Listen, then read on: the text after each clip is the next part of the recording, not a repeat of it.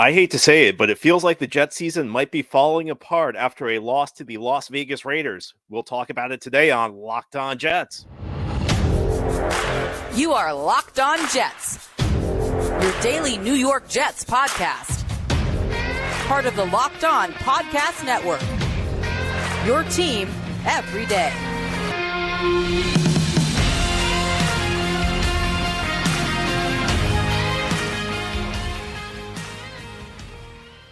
Welcome. This is the Locked On Jets podcast, part of the Locked On Podcast Network, your team every day. It's Monday, November 13th, 2023, and I'm your host, John B. from GanggreenNation.com. Thanking you so much for making the show your first listen or first watch every day. Subscribe to the show for free on YouTube or wherever you get your podcasts so you'll get new episodes as soon as they're posted. If you enjoy the show and are listening on a podcast source, please give it a 5-star review. If you're watching on YouTube and enjoy the show, give this episode a big thumbs up. These things help us out and help other Jets fans find the show. This episode of Locked On Jets is brought to you by Gametime. Download the Gametime app, create an account, and use code LOCKEDONNFL for $20 off your first purchase. Last-minute tickets, lowest price guaranteed. Well, today we unfortunately do not have a happy show. We are here to recap a Jets loss as they fall to the Las Vegas Raiders 16-12 on Sunday Night Football. The Jets fall to 4-5 on the season. You knew it was going to be a weird score because of the way these offenses are challenged. You knew like one of these teams would have a final score that was divisible by 3, and that team was the Jets. The Jets settled for 4 field goals in this game. The Raiders got 3 field goals and a touchdown, and that was enough for the Raiders to come away with a win. The Jets fall to 4-5 on the season. And I mean, I hate to say it, but it feels like this team's in a lot of trouble, and it has to go back once again. And I feel like a broken record, but it happens every week. It's the offense. We're now at 35 straight possessions without a touchdown. Jets go through the entire game. They come away with 4 field goals. I feel like a broken record. It's just terrible. And now you have 2 really challenging divisional games. I know Buffalo may not be having the kind of season that we've been expecting them to have, but a trip up to Orchard Park, that's never easy. I know Miami, the last couple of weeks, maybe they haven't looked as great as they looked early in the season, but these are still 2 very talented opponents the Jets are going to face. And at 4-5, it feels like this thing might be, heading in a direction we don't want it to head. As much as anything, I don't know that you can have a lot of faith that the Jets are going to turn things around right now. We talked a lot about that first 6 weeks of the season was all about, let's just get through with 3-3. We can even take 2-4 because the schedule is going to open up. Well, the schedule's opened up and the Jets aren't playing well.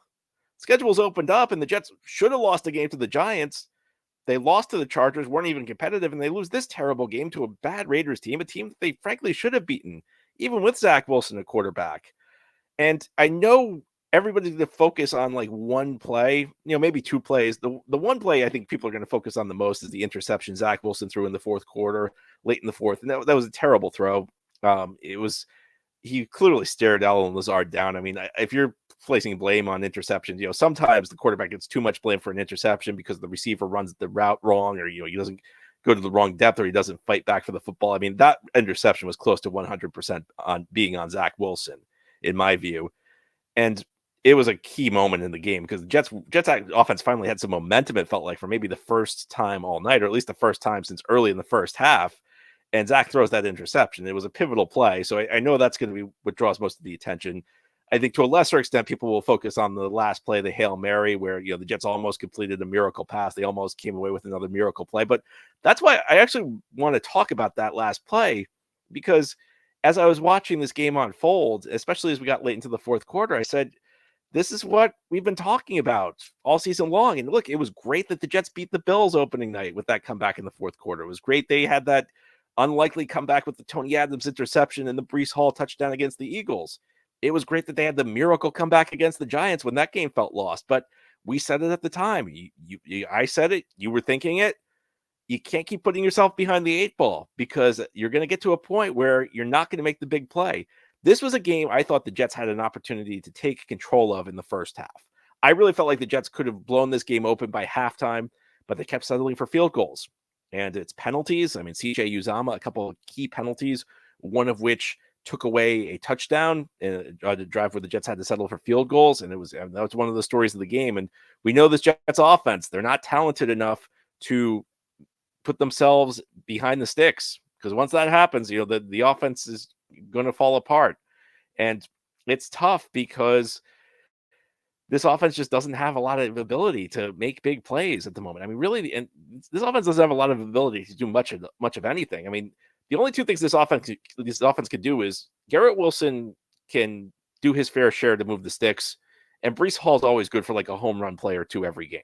And outside of that, Jets don't really have a lot on offense. So if you get a drive where a couple things are working, you can't commit penalties, and the Jets were doing that left and right. But the guy I think really deserves the bulk of the criticism. It's not Zach Wilson. Listen, you can get on Zach for that interception. That's fair. I actually thought prior to that interception, this was maybe Zach's second best game of the season, other than the game against the Chiefs.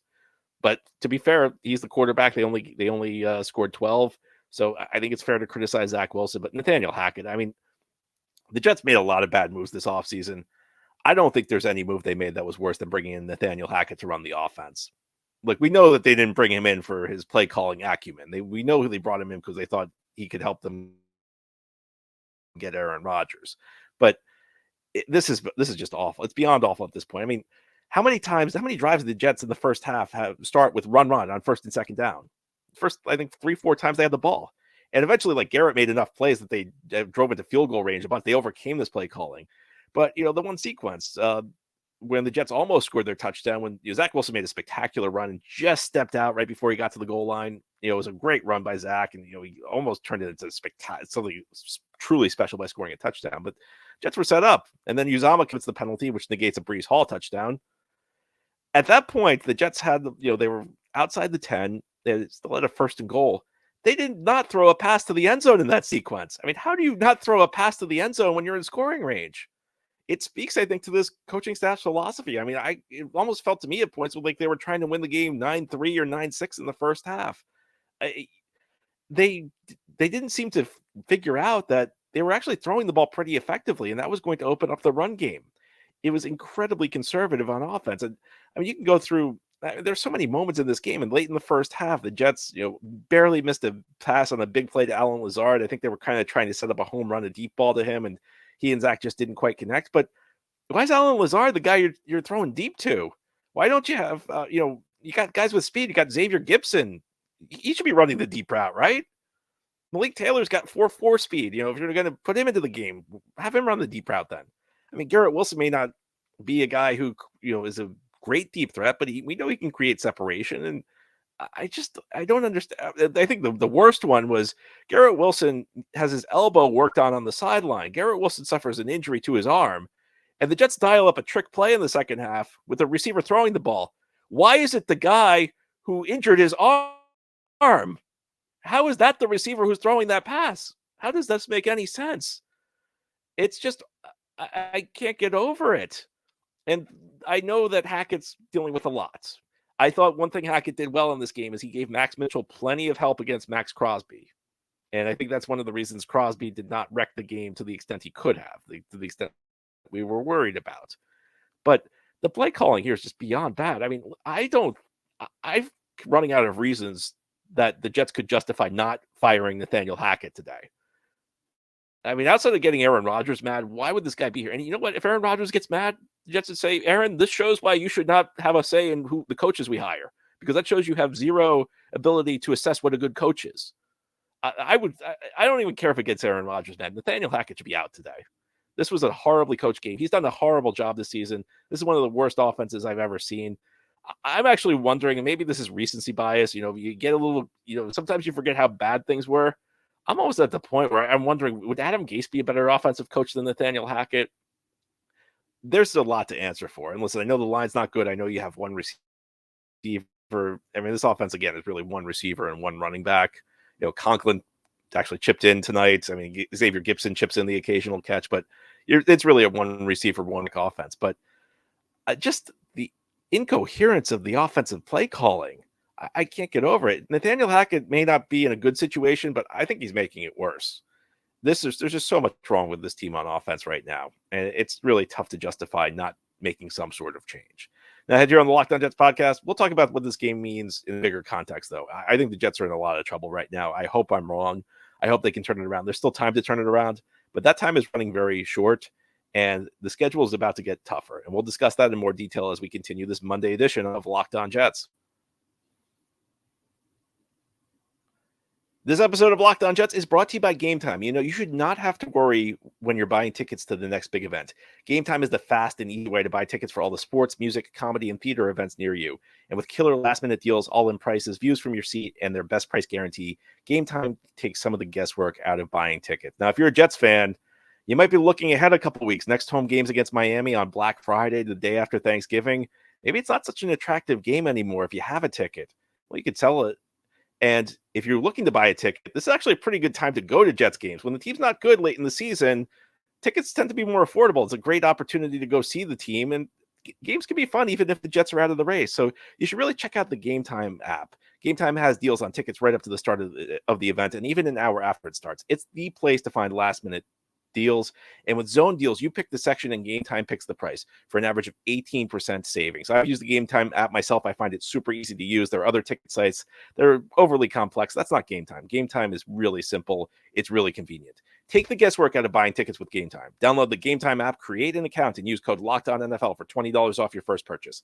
Terms apply. Again, create an account and redeem code LOCKEDONNFL, one word with no space, for $20 off. Download Gametime today. Last minute tickets, lowest price guaranteed.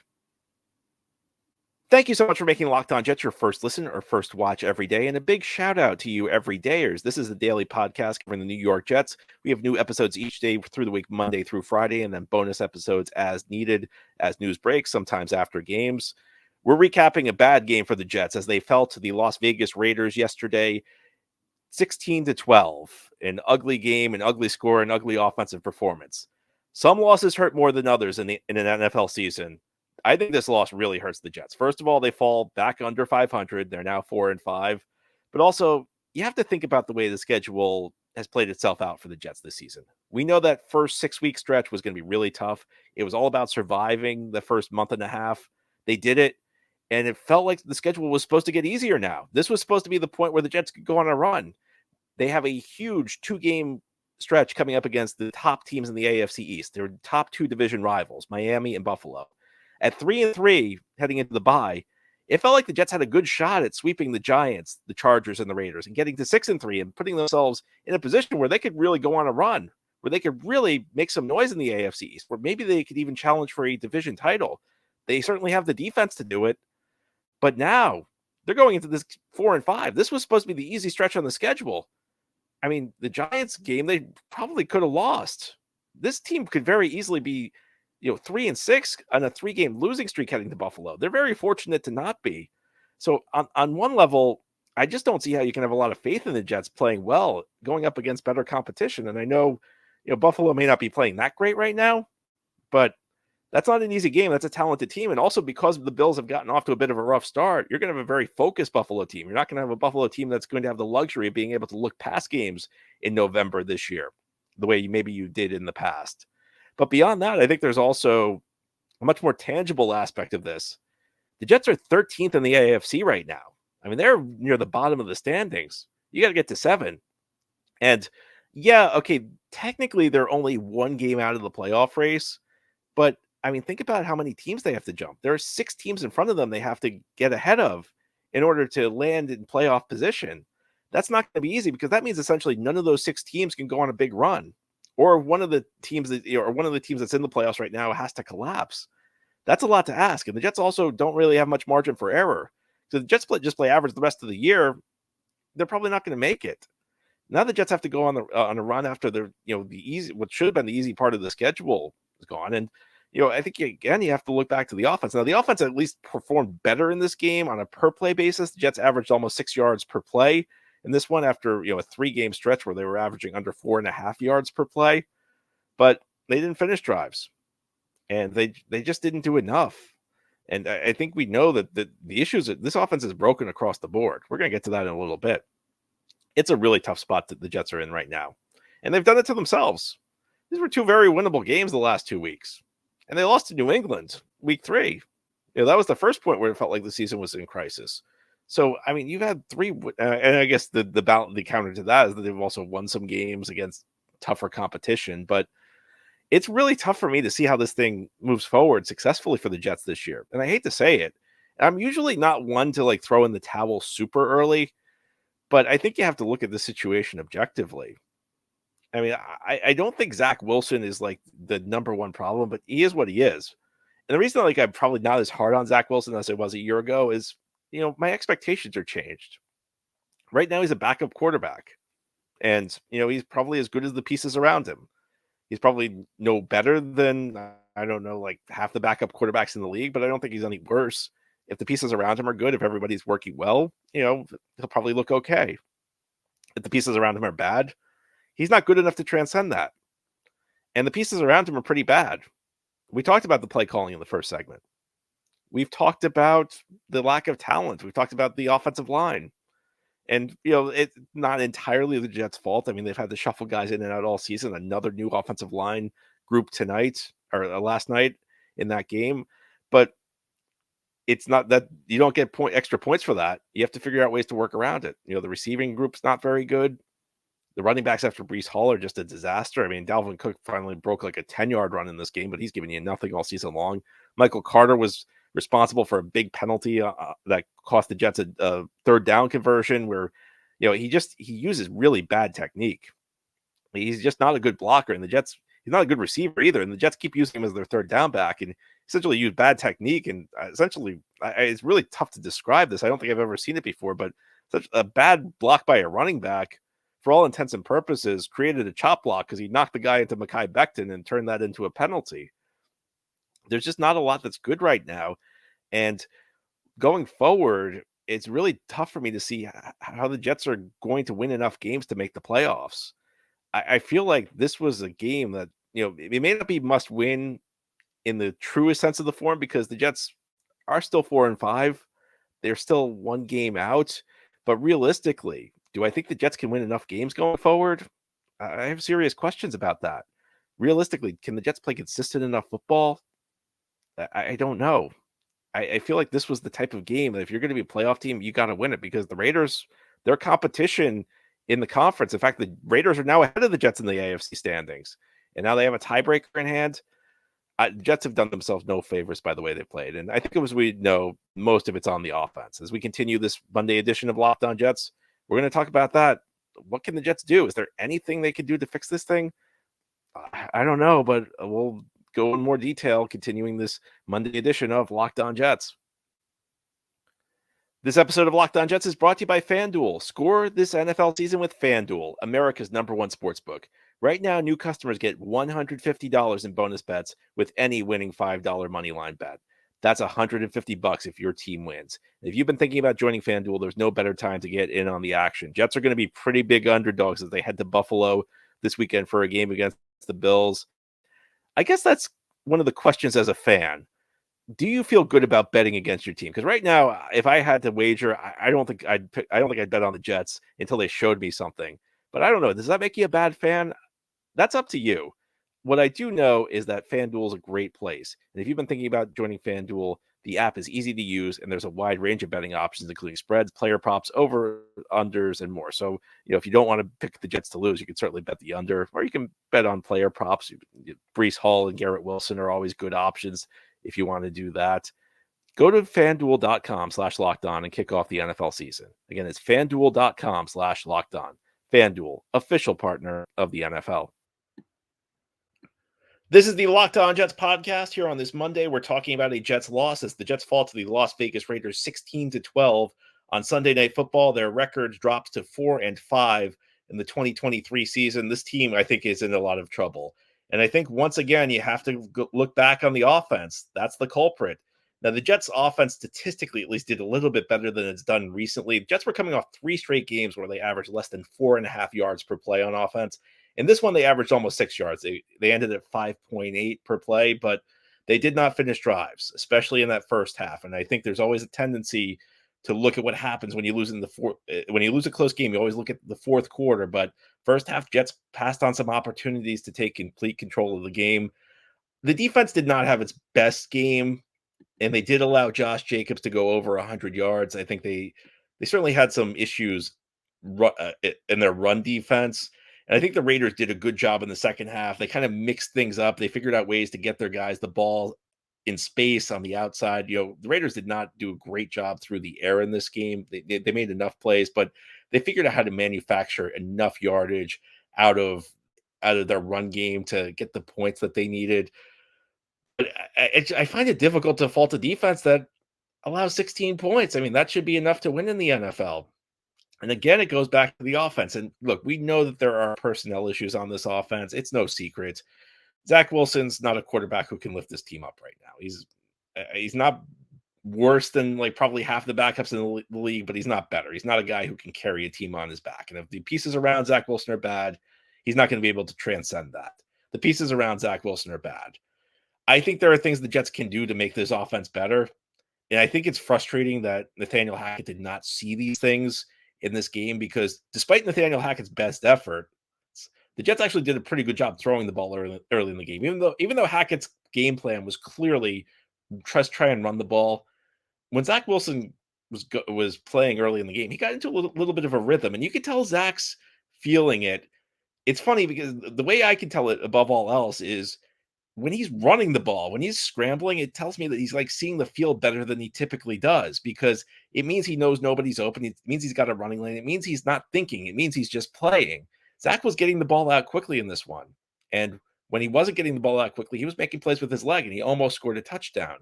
I think one of the frustrating things, I've talked about this repeatedly, if you're an everyday, or maybe I sound like a broken record here, but they're so afraid of putting Zach Wilson in bad downs and distances that they don't think through, how do we avoid that? The best offense on third down is to never get to third down. It's to move the chains on first and second down.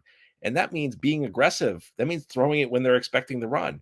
And when you do that, first of all, if you have a quarterback who you don't really believe in, it makes the throws easier for him, because if they're playing run, it's easier to complete passes. But beyond that, eventually, and this did happen for a brief stretch in the first half, the defense backs off and it becomes easier to run. And I think it's this really counterintuitive thing that a lot of coaches, and I think Nathaniel Hackett is among them, this mindset that they fall into is that they try and protect quarterbacks, but they do it. Their philosophy for doing it actually makes life more difficult on quarterbacks, because I thought Zach had a lot of success, especially in the first half. I think part of this goes to the overall philosophy that may come all the way from the top, or may come all the way down from Robert Saleh, where they just, I understand that the defense is the dominant unit on this team. I understand that, this is not going to be a high flying offense, but they got to get more out of the offense. That means you can't settle for field goals. I've noticed this since the Denver game. This coaching staff has been way too content to settle for field goals. In fact, I mentioned it earlier. There was a sequence. It was after CJ Uzomah's second penalty. They had the ball first and goal from outside the 10. Not one throw to the end zone. Two runs, run on first down and a run on second down. So even though they threw it on third down, that's going to be a tough spot to throw the ball. This is actually the sequence that maybe proves my point the best. Third and goal from a long distance. That you know that you have to throw the ball. The defense knows you have to throw the ball. It's much tougher to throw in that situation. They should have thrown it on earlier downs, but the Jets felt like they were fine. They could play for a field goal. And that's one of the stories of this coaching staff. It's one of the stories of this team. And I get it to a certain extent, because, you don't want to risk things. I know Zach's a young quarterback. He's kind of mistake prone.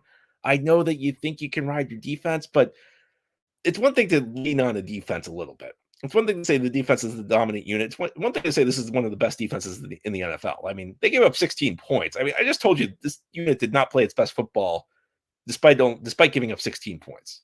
When you give up 16 points and I'm saying that your defense didn't play its best, that's a sign of a really, really good defense. But the margin for error for them is just so huge that 16 points is not enough to win the game. 13 points last week. I mean, the Chargers scored 27, but only 13 were on the defense. Again, part of it was the offense was so bad. The offense, kind of gifted the Chargers a touchdown in that game. So did the special teams. It's just too much. The fact that one of the best defenses in the NFL can't win games right now, it shows you that they're just asking too much out of it. Offense has to do more. You have to get touchdowns in the NFL. And I'm not saying guys aren't out there trying to get touchdowns, but I feel like from the coaching staff, there's just this mindset that field goals are okay. I'm not saying that, you have to score touchdowns 100% of the time, but you can't go almost 3 full games without a touchdown. And, part of it's execution, part of it's a lack of talent. But part of it, I think, is just a mindset where they're playing for field goals, where they lose their aggressiveness near the goal line. It's just not good. And that's part of the reason we're in this mess right now. Anyway, that's all for today's episode. This has been the Locked On Jets podcast, part of the Locked On Podcast Network, Your team every day is our motto. As always, if you enjoy the show, hit the subscribe button where you're watching or listening so that you'll never miss an episode. If you enjoy the show and are listening on a podcast source, please give it a 5-star review. And if you're watching on YouTube and enjoy the show, give this episode a big thumbs up. These things help us out, help other Jets fans find Locked On Jets. I hope you have a great Monday, everybody. Try and get over the loss. I know it's a tough day for a Jets fan, but we'll do our best, and we'll be back tomorrow to talk more Jets.